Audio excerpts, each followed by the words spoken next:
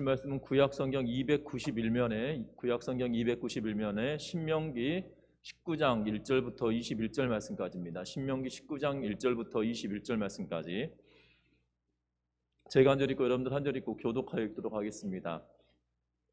신명기 19장 1절부터 21절 말씀입니다. 내 하나님 여호와께서 이 여러 민족을 멸절하시고 내 하나님 여호와께서 그 땅을 내게 주심으로 내가 그것을 받고 그들의 성읍과 가옥에 거주할 때에 내 하나님 여호와께서 내게 기업으로 주신 땅 가운데에서 새 성읍을 너를 위하여 구별하고 내 하나님 여호와께서 내게 기업으로 주시는 땅 전체를 세 구역으로 나누어 길을 닦고 모든 살인자를 그 성읍으로 도피하게 하라. 살인자가 그리로 도피하여 살 만한 경우는 이러하니 곧 누구든지 본래 원한이 없이 부지 중에 그의 이웃을 죽인 일, 가령 사람이 그 이웃과 함께 벌목하러 살림에 들어가서 손에 도끼를 들고 벌목하려고 찍을 때에 도끼가 자루에서 빠져 그 이웃을 맞춰 그를 죽게 함과 같은 것이라. 이런 사람은 그 성읍 중 하나로 도피하여 생명을 보존할 것이니라. 그 사람이 그에게 본래 원한이 없으니 죽이기에 합당하지 아니하나 두렵건대 그 피를 보복하는 자의 마음이 복수심에 불타서 살인자를 뒤쫓는데 그 가는 길이 멀면 그를 따라잡아 죽일까 하노라. 그러므로 내가 내게 명령하기를 새 성읍을 너를 위하여 구별하라 하노라. 내 하나님 여호와께서 내 조상들에게 맹세하신 대로 내 지경을 넓혀 내 조상들에게 주리라고 말씀하신 땅을 다 내게 주실 때 또 너희가 오늘 내가 너희에게 명하는 이 모든 명령을 지켜 행하여 내 하나님 여호와를 사랑하고 항상 그의 길로 행할 때에는 그 셋 외에 새 성읍을 더하여 내 하나님 여호와께서 내게 기업으로 주시는 땅에서 무죄한 피를 흘리지 말라. 이같이 하면 그의 피가 내게로 돌아가지 아니하리라. 그러나 만일 어떤 사람이 그의 이웃을 미워하여 엎드려 그를 기다리다가 일어나 상처를 입혀 죽게 하고 이 한 성읍으로 도피하면 그 본 성읍 장로들이 사람을 보내어 그를 거기서 잡아다가 보복자의 손에 넘겨 죽이게 할 것이라. 내 눈이 그를 긍휼히 여기지 말고 무죄한 피를 흘린 죄를 이스라엘에서 제하라. 그리하면 내게 복이 있으리라. 내 하나님 여호와께서 내게 주어 차지하게 하시는 땅, 곧 내 소유가 된 기업의 땅에서 조상이 정한 내 이웃의 경계표를 옮기지 말지니라. 사람의 모든 악에 관하여 또한 모든 죄에 관하여는 한 증인으로만 정할 것이 아니요 두 증인의 입으로나 또 세 증인의 입으로 그 사건을 확정할 것이며 만일 위증하는 자가 있어 어떤 사람이 악을 행하였다고 말하면 그 논쟁하는 쌍방이 같이 하나님 앞에 나아가 그 당시의 제사장과 재판장 앞에 설 것이요 재판장은 자세히 조사하여 그 증인이 거짓 증거하여 그 형제를 거짓으로 모함한 것이 판명되면 그가 그의 형제에게 행하려고 꾀한 그대로 그에게 행하여 너희 중에서 악을 제하라. 그리하면 그 남은 자들이 듣고 두려워하여 다시는 그런 악을 너희 중에서 행하지 아니하리라. 같이 읽습니다. 내 눈이 긍휼히 여기지 말라. 생명에는 생명으로, 눈에는 눈으로, 이에는 이로, 손에는 손으로, 발에는 발로이니라. 아멘. 우리 서로 인사 나누고 말씀 나누겠습니다. 사랑하고 축복합니다. 2020년 1월 20일에 대한민국의 첫 번째 코로나 확진자가 발생하였습니다. 그 후로 우리는 경험해보지 못하였던 그러한 시대를 살아가고 있습니다. 그러면서 우리가 가장 많이 들었던 그러한 단어가 있다라면 다른 것이 아니라 사회적 거리두기라고 하는 단어일 것입니다. 사실 사회적 거리두기라고 하는 단어가 굉장히 낯설었지만 지금은 굉장히 그냥 원래 있었던 말인 것처럼 우리가 평상시에 자주 사용했던 말인 것처럼 사용하고 있는 걸 보게 됩니다. 특별히 사회적 거리두기라는 표현 이전에 심리적 거리두기라고 하는 표현이 실제로 있었습니다. 이 심리적 거리두기라고 하는 것은 정신과 전문의가 에드워드 홀의 책을 인용하여서 그가 말하고 있는 내용인데요. 가족과 나 사이의 이 심리적 거리는 20cm라고 이야기합니다. 그리고 친구와 나 사이의 심리적 거리는 46cm라고 이야기합니다. 그리고 직장 생활하는 사람들 간의 거리는 1.2m 거리가 되어진다고 합니다.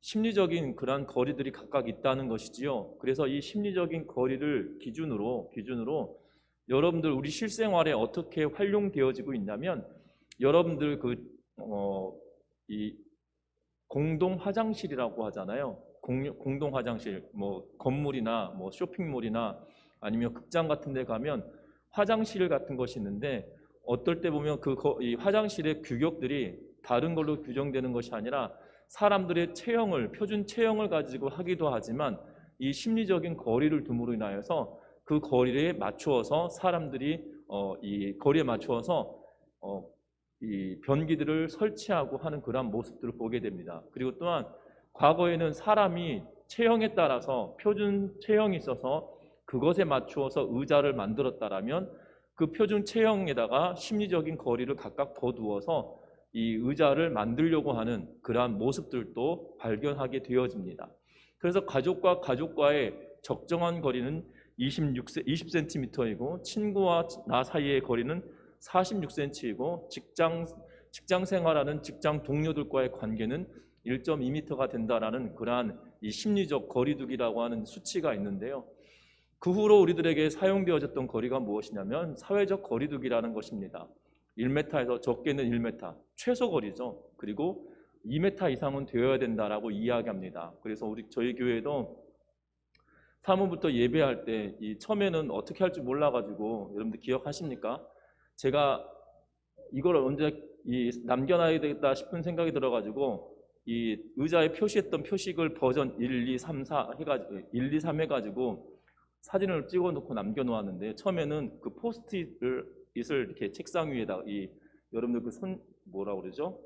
그 책상이라고 해야 되나요? 여러분들 그 위에 조그맣게 주황색으로 이렇게 때로는 노란색으로 표시했던 것이 첫 번째 것이었습니다. 그리고 나서 그 후에 다시 여러분들 그 성경책 놓는 곳에다가 또 표식을 해 두었었고요. 지금은 또 이게 코팅된 것처럼 생긴 것을 위에다 여러분들 앞에다 다 이렇게 해 두었는데요. 이 시간이 지나면서 우리도 익숙해지고 있는 것 같고, 또 이 기간이 어떻게 되어질지 모르나 감염병 학자들은 내년 봄이 되어서야 이 마스크를 벗지 않겠냐라고 이야기하고 추정하고 있는 학자들도 있고, 또 올 가을이면 가능하지 않겠냐라고 생각을 하신 분들도 계십니다. 그런데 마스크 쓰고 있는 게 어느 순간 익숙해지다 보니, 그리고 가리고 싶은 만큼 가리고 있어서, 그리고 이 눈이라고 하는 게 참 희한한 게, 얼굴은 못생겼어도 눈은 다 예쁘잖아요. 그래서 저도 마스크를 벗으면 볼품 없을 수도 있으나 마스크를 가릴 만큼 가려주고 안경으로 또 가리고 있어서, 그나마 가릴 거 다 가리고 있어서 사람들 보기에 그래도 볼만한 얼굴이 아닌가라는 생각이 들어집니다. 어찌되었든 익숙해지다 보니까 편한 것도 있는 것 같아요. 제가 알고 있는 지인들은 이런 표현도 쓰기도 합니다. 원래 비염이 있는데 마스크를 쓰고 다니다 보니까 비염이 없다라고, 비염이 더 없어진 것 같다, 더 편하다라고 하면서 그런 이야기를 하신 것 보면 항상 나쁜 것만 있는 것은 아닌 것 같습니다. 특별히 오늘 성경 말씀에서도 이 거리두기에 대한 이야기를 이야기하고 있습니다. 특별히 오늘 본문의 내용은 어떠한 내용이냐면, 이스라엘 백성들이 가나안 땅에 들어가면 도피성을 세우더라라고 이야기하면서 그 도피성을 각각 6군데 두라고 이야기합니다. 특별히 뒤에서 다시 보시겠지만 요단강을 중심으로 요단 동편과 요단 서편을 나누어서 이 도피성을 두라라고 이야기합니다. 그 도피성을 두는 이유는 부지부식간에, 그러니까 의도하지 않고 자기가 죽일 생각도 없었는데 실수로 죽이게 되어진 경우에 그곳으로 피하여서 피해 보복자에 의하여서 죽임 당할 것을 막는, 또 다른 살인을 막는 그러한 장소로 사용되어지고 있는 것을 보게 됩니다. 그래서 오늘 본문은 이 도피성에 관한 이야기를 하면서 각각의 이 거리두기에 대한 이야기를 하고 있는 것을 보게 됩니다. 그래서 오늘 본문의 내용을 통하여서 우리가 살펴볼 텐데요. 본문의 내용을 보기 전에 먼저 이 PT 하나 보겠습니다. PPT 보시면 여러분 보이시나요? 글자들도 보이시나요? 글자는 잘 안 보이시죠? 지금 저도 잘 안 보일 것 같은데요. 여기서 보면 이렇게 여기 보이십니까?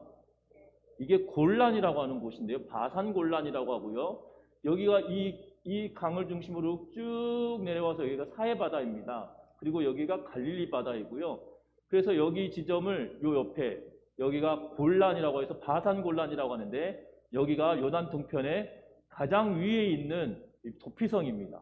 그리고 그 옆에 밑으로 내려오면 여기가 길랏 라못이라고 불려지는 이 길랏 라못이라고 하는 이 중심부에 이 요단 동편의 중앙에 있는 그러한 도피성입니다. 그리고 이 요단 동편 가운데 제일 하단은 제일 밑에 있는 요 베셀이라고 하는 지역이 도피성입니다. 그리고 이쪽 건너편을 요단강을 중심으로 이렇게 맞은편 서쪽에 있는 게 여기 맨 위에 있는 게 게데스라고 하는데 또 다른 이 본문에는 뭐라고 기록하고 있냐면 갈릴리 가데스, 갈릴리 게데스 이렇게 표현하고 있는 걸 보게 되는데요. 여기 게데스라고 하는 지역이 바로 도피성입니다. 그리고 이 요단 서편의 중심에 있는 요 세겜이 이 도피성의 하나가 세겜입니다. 그리고 내려와서 이 헤브론이라고 하는 이 지역이 도피성이었다는 거예요. 헤브론이라고 하는 성이 도피성이었다는 것입니다. 그래서 이 도피성은 6군데가 도피성으로 지정되어져 있고 그 도피성으로 이 몸을 피하여서 또 다른 피해 보복자에 의하여서 죽임당하는 것을 면하도록 도와주었던 그러한 장소들이란 사실입니다. 이렇게 6군데가 있는데요. 6군데가 있는 이유는 가까운 곳으로 몸을 피할 수 있도록 만들기 위한 그러한 이유였다는 사실입니다. 그래서 오늘 성경 본문에 보면 1절부터 시작하여서 10절 말씀까지는 도피성을 각각 3곳을 두어라 라고 이야기하면서 1절부터 3절까지 그리고 7절부터 10절까지는 같은 내용의 말씀들이 나오고 있어요. 여러분 다시 한번 보시면 1절부터 3절 말씀까지 뭐라고 이야기합니까? 내 하나님 여호와께서 이 여러 민족을 멸절하시고 내 하나님 여호와께서 그 땅을 내게 주심으로 내가 그것을 받고 그들의 성읍과 가옥에 거주할 때에 내 하나님 여호와께서 내게 기업으로 주신 땅 가운데에서 새 성읍을 너를 위하여 구별하고 네 하나님 여호와께서 내게 기업으로 주시는 땅 전체를 세 구역으로 나누어 길을 닫고 모든 살인자를 그 성읍으로 도피하게 하라라고 이야기합니다.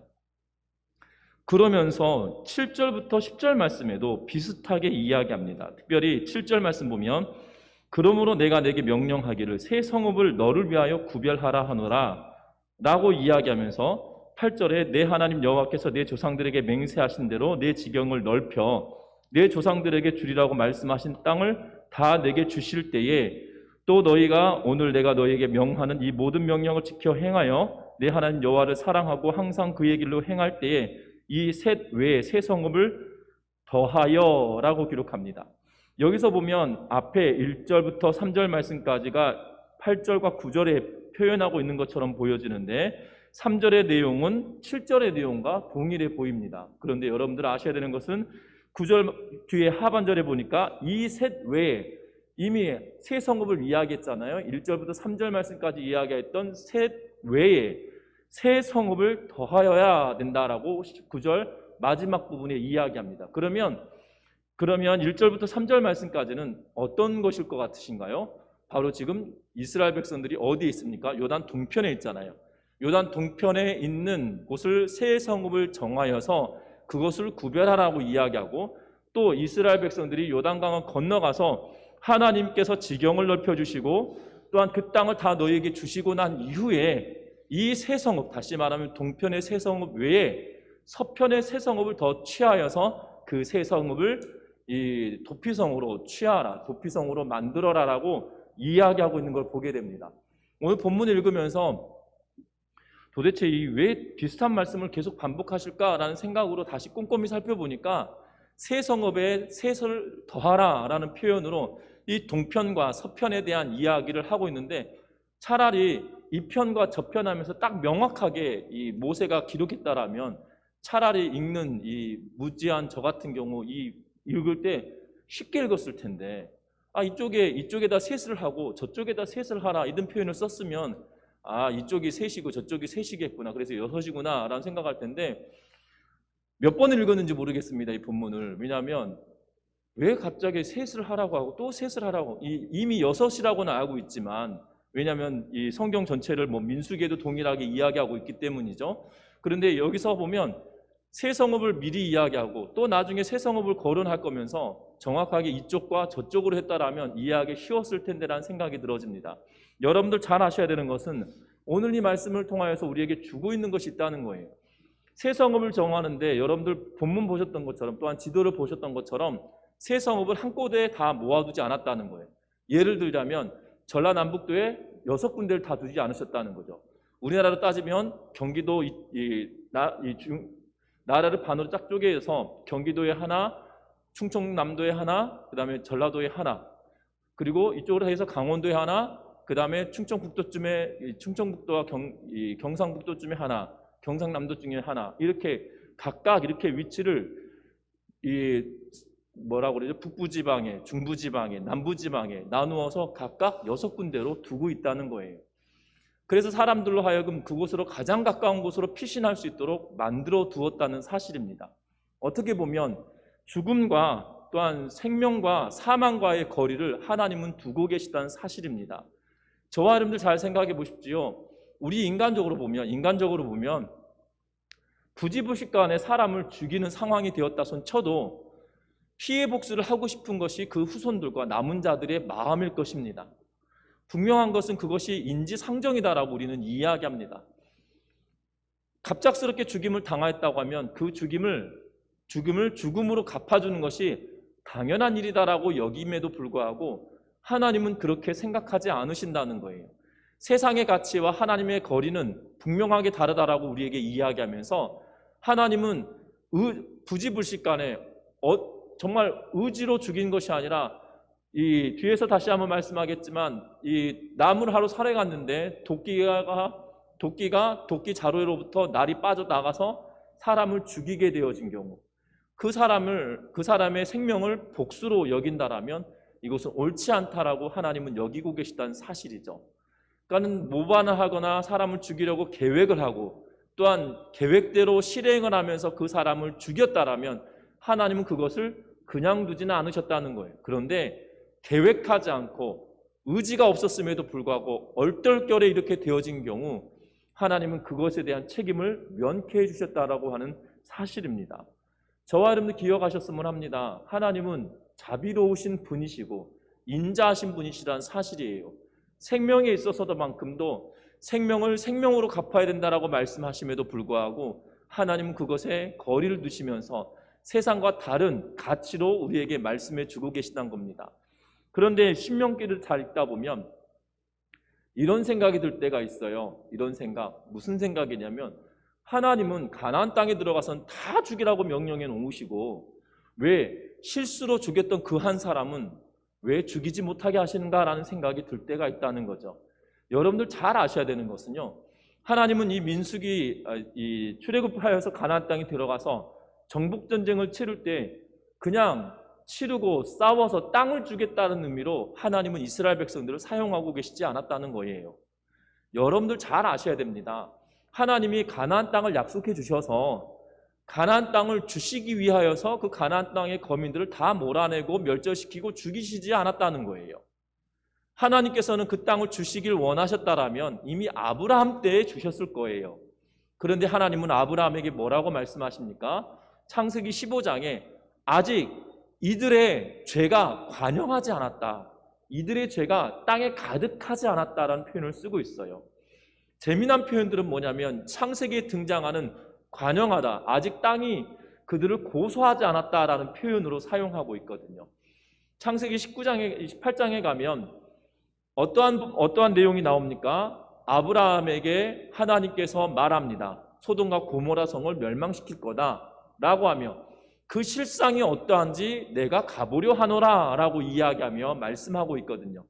그런데 그 본문은 어떠한 내용이냐면 원문 자체의 의미가 이런 의미예요.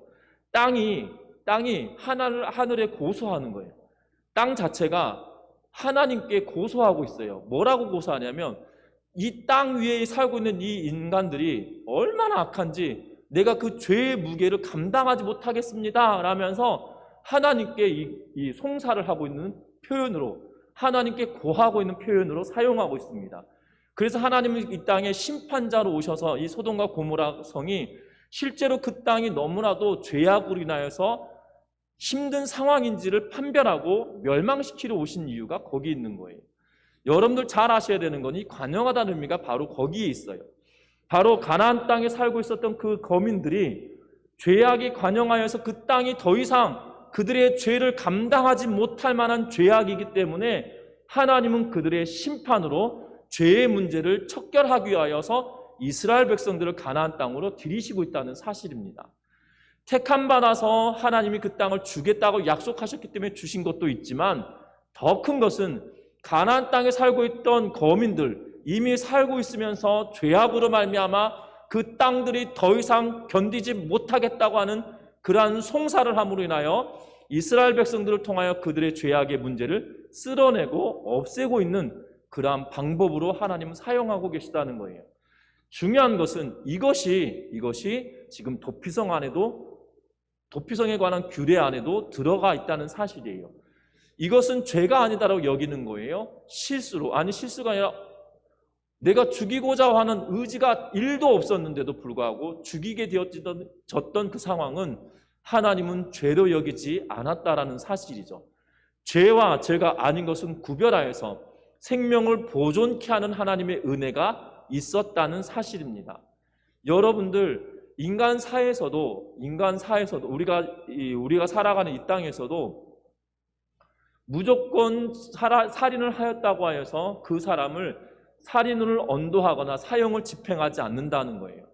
그 사람이 계획을 하지 않았던 이 유무에 따라서 정상 참작이 되어져서 형이 조금 더 가벼워지고 있는 것을 우리의 눈으로도 보고 있는 것을 보게 됩니다. 분명한 것은 하나님께서도 이미 이전에 인간들에게 이스라엘 백성들에게 그러한 규례를 주심으로 말미암아 사람을 죽였으면 피로 갚아야 되는 그 죄의 무게를 하나님은 탕감하고 계시다는 사실들을 우리는 주목해야 한다는 것입니다. 바로 생명과 죽음에 대한 거리를 하나님께서 확실하게 두심으로 인하여 죽임을 당해야 될 자와 살려야 될 자를 분명하게 구별시키고 있는 그러한 모습을 오늘 본문을 통하여 우리가 보게 되어집니다. 또한 또 하나의 거리두기를 하나님은 보여주고 계시는데 4절부터 6절 말씀까지 보면 이 도피성으로 들어갈 수 있는 사람에 대하여 말합니다. 특별히 5절 말씀에 예를 들어 설명하고 있는데요. 가령이라고 하면서 도피성에 들어갈 수 있는 사람의 예시를 하고 있는 걸 보게 됩니다. 5절 말씀 같이 읽어봅니다. 가령 사람이 그 이웃과 함께 벌목하려 살림에 들어가서 손에 도끼를 들고 벌목하려고 찍을 때에 도끼가 자루에서 빠져 그 이웃을 맞춰 그를 죽게 함과 같은 것이라. 이런 사람은 그 성읍 중에 하나로 도피하여 생명을 보존할 것이니라. 아멘. 오늘 이 본문의 내용을 보면 이 5절은 어떻게 보면 요단 동편에 속하였던 때에 생겨난 일일 것으로 보여집니다. 왜냐하면 뒤에 새 성읍을 더하라는 의미를 가지고 있지 않기 때문이죠. 그런데 이 내용을 중심에 딱 두고 나서 양쪽에 있는 모든 이 새 성읍에 대한 규례를 이야기하면서 예시를 두고 있다는 거예요. 이런 상황이라는 것이지요. 어떤 상황입니까? 이 도끼를 가지고 벌목하려고 살림에 들어갔는데 도끼를 하려고 찍었는데 도끼가 자루에서 빠져나와서 이웃을 맞춰서 죽게 되는 경우, 그러한 경우는 이 사람의 생명을 보존하게 해야 된다라고 하나님은 말씀하고 계십니다. 특별히 여러분들 민수기 보면 민수기 35장에 이 도피성으로 들어갈 수 있는 사람에 대한 경우에 대하여서 세 가지로 이야기하고 있어요. 민수기 35장 22절부터 29절에는 세 가지 사례를 이야기하는데 첫 번째 사례는 뭐냐면 무심코 사람을 밀쳤는데 죽여버렸다는 거예요. 무심코 사람을 밀쳤는데 죽었다는 거예요. 쉽게 말하면 이거죠. 의도하지 않고 사람을 밀쳤는데 그 뒤에 돌뿌리가 툭 튀어나와서 사람의 머리가 이 급소와 맞아가지고 죽게 되어진 경우. 또 하나 무심코 물건을 던졌습니다. 쉽게 말하면 이런 거죠. 우리가 장난삼아 이렇게 뭐 강가에서 돌을 이렇게 던지기도 하지 않습니까? 이렇게 그 물수제비 한다고 하면서 돌을 던졌는데 손에서 빠져나가가지고 엉뚱하게 사람을 때렸다는 거죠. 근데 그 돌 크기로 보면 사람이 죽을 만한 것이 아닌데 죽이게 되어졌다는 경우들을 말할 수 있을 겁니다. 그리고 돌을 던져서 죽였던 경우, 앞에서도 말한 것 같겠죠. 그리고 무심코 물건을 던져서 뭐 이렇게 짐을 옮기다가 던졌는데 그것을 못 받아서 떨어뜨려서 사람이 죽게 되어진 경우들. 그러니까 의도하지 않고 계획하지 않았음에도 불구하고 사람이 죽게 된 경우를 두고 민수기 35장에서는 세 가지 예를 들어서 말하고 있다는 거예요. 그래도 오늘 본문에서는 이 5절에 딱 하나의 예를 들면서 말하는데 어찌됐든 민수기에서 말하는 거나 지금 본문 신명기 19장 5절에서 말하는 것도 동일하게 의도를 가지고 있지 않았던 살인이라는 것이에요. 그러한 사람들에게 뭐에 대해서 이야기합니까? 무엇에 대해서 얘기합니까? 그들의 생명을 보전하라라고 이야기하고 있다는 거예요. 그런데 그 내용을 이야기하고 나서 11절부터 시작해서 14절 말씀에 무엇을 이야기하고 있냐면 11절부터 시작해서 14절 말씀에 그곳으로 도피할 수 있는 경우와 그렇지 못한 경우를 또한 이야기하고 있는 것이죠. 11절에 보면 도피성으로 들어갈 수 없는 경우를 이야기하고 있어요. 어떤 경우입니까? 사람을 기다렸다가 죽인 경우죠. 그런 경우는 어떻게 말하냐면 죽이고 난 이후에 계획하고 죽였는데 이 사람이 생명을 면하고자 도피성으로 도망갔습니다. 그런데 어떻게 합니까? 본성, 다시 말하면 그 도망간 사람이 살고 있던 고장의 장로들이 사람을 보내어서 그를 잡아다가 보복자, 다시 말하면 유족들에게 그를 넘겨주어서 그를 죽이게 하라라고 이야기하고 있는 것을 보게 되어져요. 무섭습니다. 도피성에 대하여 하나님은 철저하게 보호하시면서도 죄를 가지고 있는 사람에 대해서는 결단코 하나님은 그대로 두지 않으시고 그들을 내보내고 있다는 사실이에요. 그러면서 재밌습니다. 이 본문이 이 14절 말씀이에요. 14절 말씀 같이 읽어보겠습니다. 14절 같이 읽습니다. 14절입니다. 내 하나님 여호와께서 내게 주어 차지하게 하시는 땅, 곧 내 소유가 된 기업의 땅에서 조상이 정한 내 이웃의 경계표를 옮기지 말지니라. 아멘. 갑작스럽게 말합니다. 왜냐하면 딱 이 한 구절만 이야기하고 있기 때문이에요.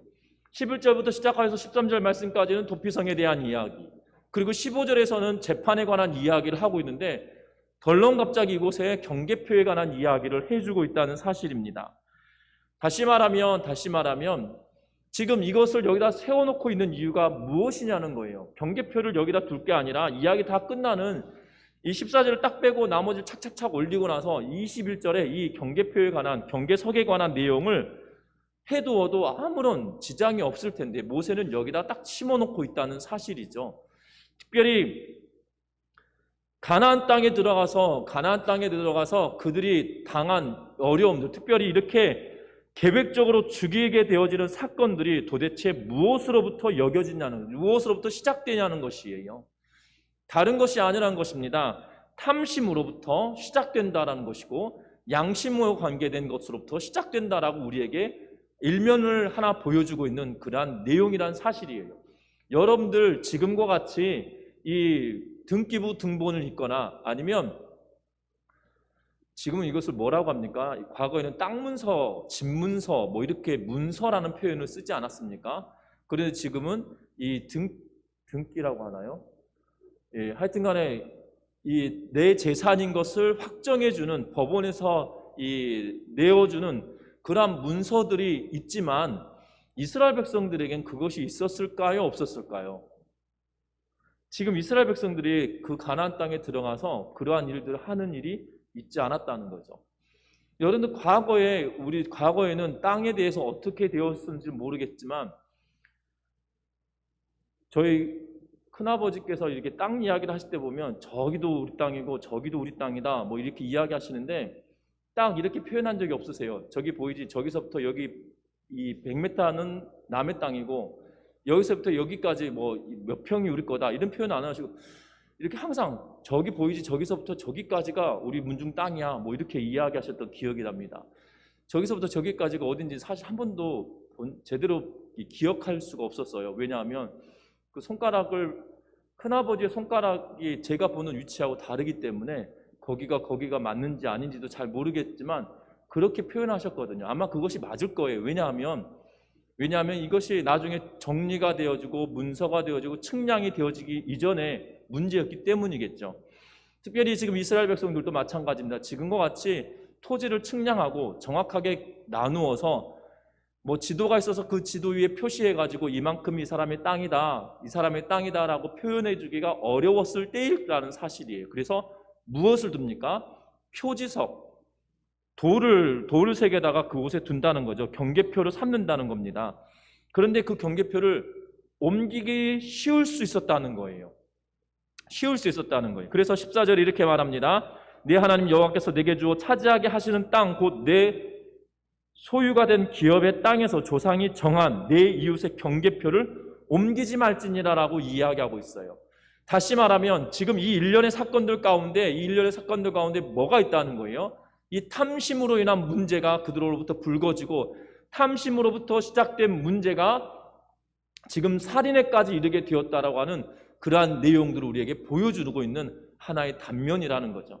중요한 것은 우리의 양심과 탐심과의 거리를 우리가 확연하게 두지 않으면 부지불식간이 아니라 계획된 살인이 언제나 존재할 수 있다는 사실들을 우리에게 보여주고 있는 하나의 단면이라는 사실입니다. 여러분들 우리는 어떠합니까? 우리는 이만큼 탐심을 가지고 있지 않다라고 생각할 수 있습니다. 다른 사람이 나의 생명을 노릴 만큼 그만큼의 욕심을 나는 가지고 있지 않다라고 여길 수 있습니다. 그러나 우리도 마찬가지라는 거죠. 탐심은 언제나 조심해야 될 사실이라는 거예요. 왜냐하면 골로새서에 가면 탐심은 우상숭배다라고 우리에게 말씀해주고 있기 때문입니다. 그러하기에 믿는 자들은 탐심과 양심과의 거리를 확연하게 두어서 하나님이 원하시는 것에 우리의 자리를 두는 은혜가 있으시기를 주의 이름으로 부탁드립니다. 뿐만 아닙니다. 15절부터 시작해서 21절 말씀까지는 재판에 관한 내용을 말씀하고 있습니다. 그런데 이 재판에 어떻게 말합니까? 2명이나 3명의 입으로 이것을 확증하라고 이야기합니다. 그런데 만일 위증하는 자가 있어 어떠한 사람이 악을 행하였다고 말하면 그 논쟁하는 쌍방이 같이 하나님 앞에 나아가 그 당시의 제사장과 재판장 앞에 설 것이요 라고 이야기하면서 혹여나 18절에 보니까 모함한 것이 판명되면 형제에게 행하려고 꾀한 그대로 그에게 갚아서 그 악을 제하라 라고 이야기하고 있는 거죠. 예를 들면 이것을 위증함으로 말미암아 이 사람에게 닥칠 해가 있었다라면 그 위증의 값을 이것을 이 사람에게 돌려주라라고 이야기하고 있다는 거죠. 쉽게 말하면 그 뒤에 21절 말씀에 내가 해를 받은 대로 돌려주어라 라고 하는 이 영어로 영어가 아니죠. 한자어로 동해동형법 이런 표현을 쓰고 있는데요. 똑같은 해를 입었으면 똑같은 형태로 갚아주어라 라는 표현이죠. 그러면 예를 들면 이거죠. 눈을 다치게 했으면 눈을 다친 대로 갚아줘야 되는데 위증을 하여서 다른 사람이 눈을 해하게 된 경우가 있다라면 이것이 나중에 밝혀졌다. 그러면 그것을 위증한 사람에게 갚으라라고 말하고 있는 그런 표현이라는 거예요. 여러분들 잘 아셔야 되는 것은 진실과 위증이 하나님은 거리를 두라라고 이야기하며 진실된 삶을 살아가기를 이스라엘 백성들에게 요구하고 있다는 사실입니다. 저와 여러분들의 삶에도 마찬가지입니다. 진실된 삶이 우리들에게 반드시 필요함을 우리들에게 말합니다. 그런데 이 진실되게 살아가는 것이 생각처럼 쉽지 않을 때가 있다라는 거죠. 왜냐하면 작은 것에 대하여서 우리가 이 한 상황을 모면하기 위해서 우리는 때로는 진실되지 않을